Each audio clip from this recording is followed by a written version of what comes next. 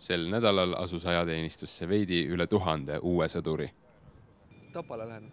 Tapale. Ütleme nii, et olen juba ennast vaimselt valmis pannud ja ma arvan, et saan hakkama.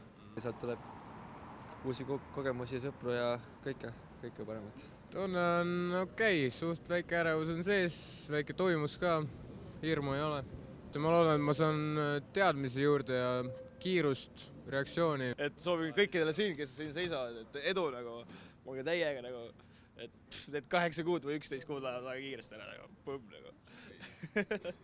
Täna võtame vastu siis uusi ajateenijaid, 8 kuu kutseajateenijad siis, sügisene kutse ja tänane päev siis on siis puhtalt nende vastuvõtmine.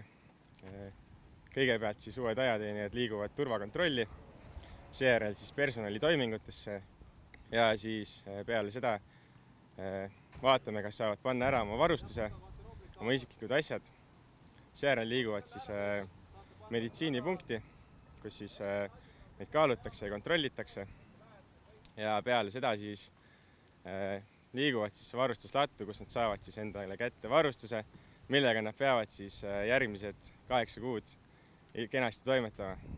Kõigepealt alustavad siis sõduri baaskursusega, peale sõduri baaskursust siis võtavad neid vastu siis nende jaoülemad, kes siis praegu on noorema allohvitseri kursusel ning siis nendest saavad kas siis kuulipildujad, karlgustõi operaatorid ja siis jaoliikmed.